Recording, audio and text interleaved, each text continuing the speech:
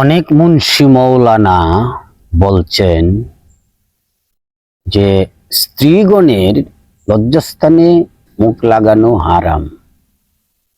আসলে এইটা কি হারাম না হালাল, সেইটা আপনাদেরকে আমি সম্পূর্ণভাবে সুন্দর ক্লিয়ার করে আলাপ করে আমি আপনাকে বোঝাবো।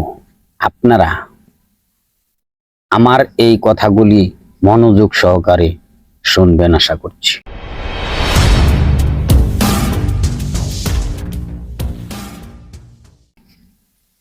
আসসালামু আলাইকুম। ওয়ালাইকুম আসসালাম ও রাহমাতুল্লাহি ওয়া বারাকাতুহু। কেমন আছেন? আলহামদুলিল্লাহ আলহামদুলিল্লাহ আলহামদুলিল্লাহ, আল্লাহ ভালো রাখছে। আপনারা কেমন আছেন? আলহামদুলিল্লাহ, অনেক অনেক ভালো আছি। তো আমরা তো অনলাইনে অনেক কিছুই দেখি। বর্তমান আমাদের মুন্সি মৌলানারা আছে, একটা বিষয় নিয়েই শুধু শুনি যে হারাম হারাম হারাম। সে বিষয়টা হলো আমাদের স্ত্রীর যে লজ্জাস্থান, এই লজ্জাস্থান বিষয়টা নিয়েই যে বলে যে পুরুষ মানুষ স্ত্রীর লজ্জাস্থানে মুখ লাগানো হারাম। তো আমি তো আরো কিছু বিষয় শুনছি যে স্ত্রীর খুশি করতে যে যদি লজ্জাস্থানে মুখ লাগানো যাবে। আবার এই বিষয়টা নিয়ে কিছু মুন্সি মৌলানারা বলে যেটা হারাম।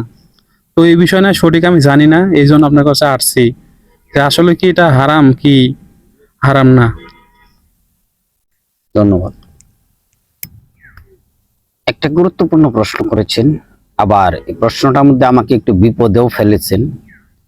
মুন্সি মৌলানারা বলেছে, কারণ বর্তমান যুগে মুন্সি মৌলানারা যা জানে আমরা যদি তা ভাইলেট করি তাহলে আমাদের কিন্তু মারাত্মক অপরাধ হয়ে যাবে। আর সেই অপরাধজনক একটা প্রশ্ন আমার কাছে রেখেছেন, আমি সঠিক উত্তর দেব। তো আমাদের স্ত্রীগণের যে লজ্জাস্থান, হেফাজতের স্থান, সেখানে কি মুখ লাগানো যাবে কিনা, সেটা কি হারাম, বিলকুল হারাম, নাকি এর মধ্যে হালাল কোথাও আছে? তো প্রিয় ভিউয়ার্স, এখানে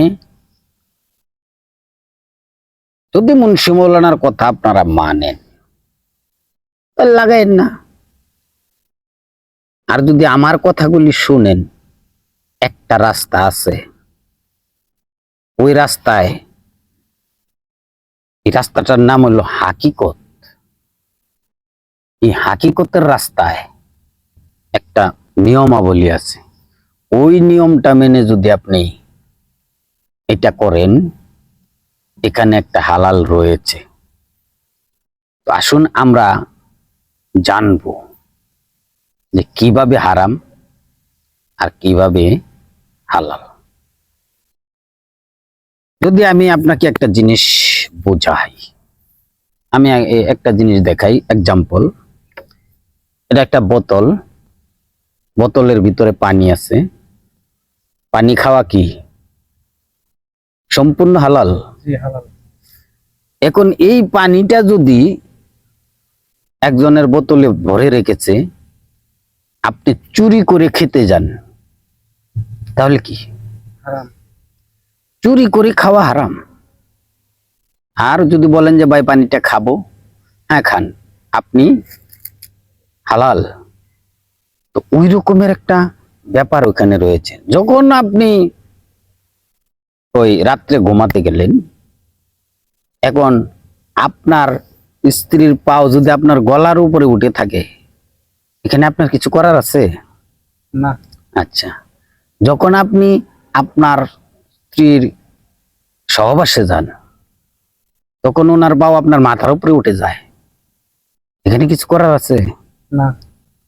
এই মুন্সি মৌলানার গুলি কি যায় না? অবশ্যই যায়। হ্যাঁ, অবশ্যই যায়। আচ্ছা, তাহলে স্ত্রীর পাও যদি স্বামীর মাথার উপরে উঠে যায়, সেটা হারাম হয়।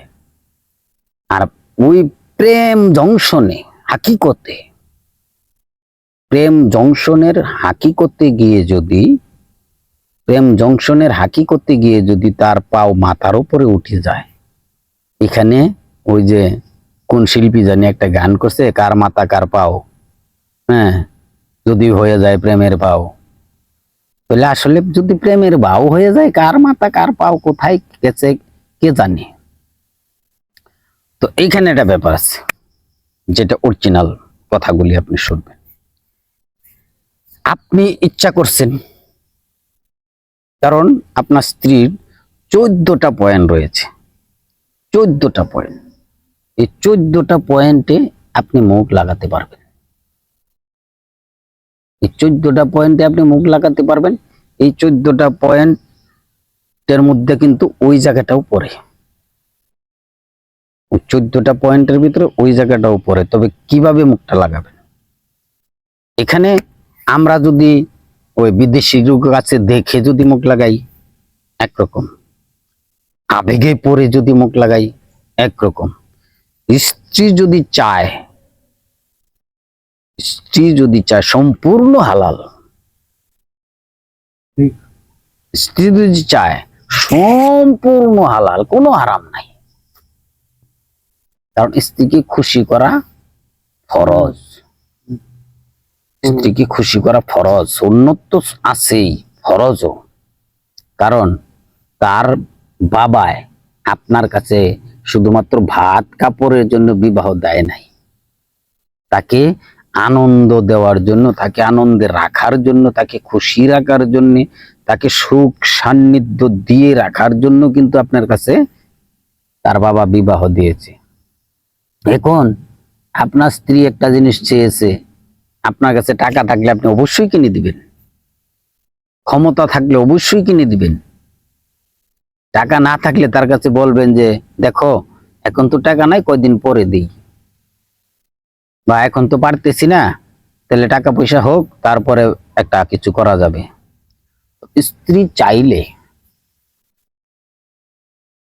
একদম হালাল, কোন রকম বাধা বিপত্তি নাই। এখানে আপনার প্রশ্নটি ছিল মোল্লারা বলেছে, মোল্লারা বলেছে যা জানে তাই বলেছে, তারা জানে হারাম, তারা হারাম বলেছে, কিন্তু তারা এর হাকিকত, হয়তো বা হাকিকতটা তারা দেখে নাই যে হাকিকতটা কি। কিন্তু এইটা প্রকাশ করার জিনিস না, এটা গোপন গোপনেই থাকবে। তার চারাঙ্গর উপরে আসওয়াদ পাথর রয়েছে, ওইখানে চুম্বন করা ফরজ। তো প্রিয় ভিউয়ার্স, আমি কথাগুলি আপনাদেরকে একদম গোটা গোটা করে বুঝিয়েছি। কথাগুলি যদি ভালো লাগে ভিডিওটাতে একটা লাইক দিবেন, ভিডিওটাতে কমেন্ট করবেন, ভিডিওটা শেয়ার করবেন। যারা এখন পর্যন্ত চ্যানেলটাকে সাবস্ক্রাইব করেন নাই, তারা চ্যানেলটা সাবস্ক্রাইব করবেন। আমি আশা করছি আপনাদের কাছে সাবস্ক্রাইবটা চেয়ে নিচ্ছি, চ্যানেলটা সাবস্ক্রাইব করবেন। সবাই ভালো থাকবেন, সুস্থ থাকবেন, এই কামনা করে বিদায় নিব। আসসালামু আলাইকুম।